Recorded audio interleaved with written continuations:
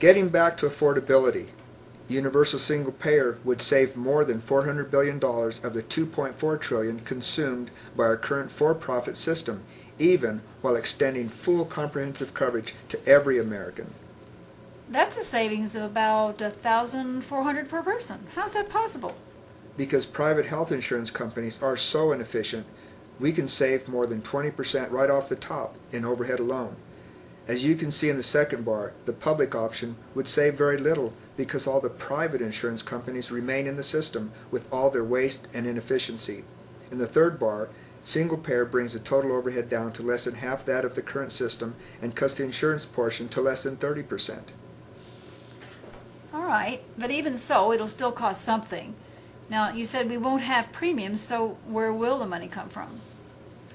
Most people don't stop to think about it, but our existing taxes already provide 60% of the private insurance industry's income, so we, as taxpayers, already pay the lion's share of health costs.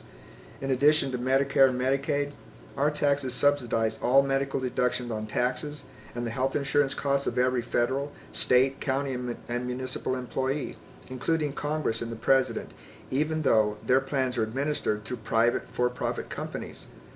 This already existing flow of tax money would simply be used toward paying for the much less expensive single-payer system, where administrative costs would be only about 3 cents of every dollar, instead of the current 23 cents per dollar. And we would not be paying investor profits or maintaining billionaire CEOs. Here's a breakdown of the cost of the current system compared with the cost of those same categories under single payer. In the first line with numbers, Medicare and most other federal health programs are already government run, so there would be no significant savings. The government employees programs would have a 20% administrative savings, about $22 billion, because these are currently administered by private insurance. This is the total current cost of all federal programs, compared with their cost if we had single payer. We'd also get a 20% administrative savings, about $145 billion, on covering everyone not employed by the government, but covered by private insurance. This $723 billion is the amount we are all now paying in premiums alone. For single payer, we would pay no premiums, and the amount the government would need to cover everyone who is now covered drops to only $579 billion. Under single payer, there would be no significant out-of-pocket costs, since it provides truly comprehensive coverage. Here we've used the most pessimistic prediction of the additional cost to cover all the uninsured, and it's only about 56 cents per day per taxpayer. Wow, so an extra 56 cents from me and every other American per day would cover everybody who is now not insured? That's not even the cost of a cup of coffee. That's right, and this brings the total cost for single payer to $1,992 billion, as opposed to the current system's $2,400 billion. So, single payer would save over $400 billion of what we currently pay. Now we subtract the existing taxes because we've already been paying those, and that wouldn't change. Those taxes would simply be used toward paying for single payer. The $789 billion in the last line of numbers is what the government would need to collect, which is about $1,400 less per person than what you are now paying in premiums, co-pays, and out-of-pocket per year. But even though it is less money, it would completely pay for single payer for everyone, including all now uninsured. Wow, $400 billion. That looks like a huge savings. So, if we wouldn't be paying premiums, how would the $789 billion be collected? Actually, there are many ways it could be done. And these are just a few that would not adversely affect the middle class or poor, and instead will legitimately pay us back some of the money Wall Street stole from us as they led us into the current recession. I definitely like that idea. They got off scot-free, and that's just not right. First, rescinding the tax breaks to the wealthiest will provide $250 billion. The second repays us some of Wall Street's ill-gotten gains.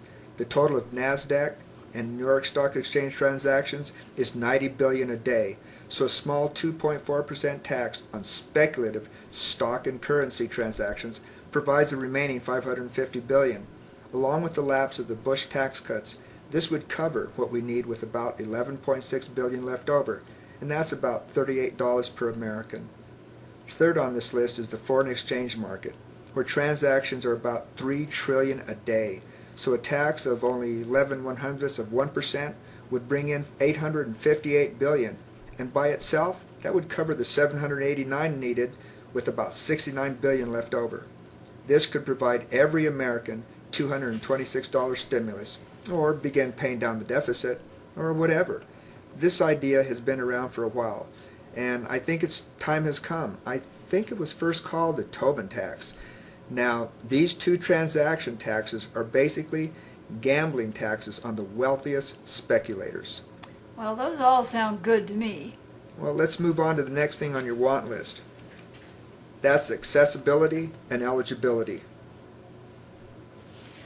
Now, you said a little while ago that we as taxpayers are paying for emergency room services for those who are not insured. But why are so many Americans not insured? Because many just can't afford it. They've been denied coverage or they're underinsured. Private insurance companies exist to make money for investors. The CEOs of those companies that produce the greatest profits are rewarded with enormous salaries, bonuses, and retirement packages. Insurance companies lose money every time they pay for providing services, and they make money by denying services. If they do insure a high-risk patient, they either exclude coverage of any pre-existing condition or raise the cost of covering the condition sky high. So, what do you mean by underinsured? Well, many people think they are fully covered. Well, they really aren't. They just don't find out until they come down with one of the conditions not covered. High deductibles and copays and low lifetime caps that can financially overwhelm people. If you're seriously ill, or if they discover you had a previous illness, insurance companies can simply rescind your policy and make you uninsurable. And even if you are fully insured, services are often denied for failure to get prior authorization. You know, now that we're talking about this, the other day my neighbor said her employer canceled her health insurance coverage. I know that she and her family were all on it, so it was probably pretty upsetting for her. Well, unfortunately, employers often have to decide whether to buy insurance for the workers or keep the business alive. Here's another slide showing just how serious the problems with access to health care is in this country. Well, since this chart was made, the American Journal of Public Health cites a new report out of Harvard that states our actual number of deaths due to lack of insurance is more like 45,000 per year. As you can see here, naturally, death rates increased with age. Well, but wait a minute. People over 65 don't have insurance-related mortality? How can that be? Because they already have single payer. But, oh, I get it. They have Medicare. Hey, you're really smart. Let's move on to the next want on your list, quality.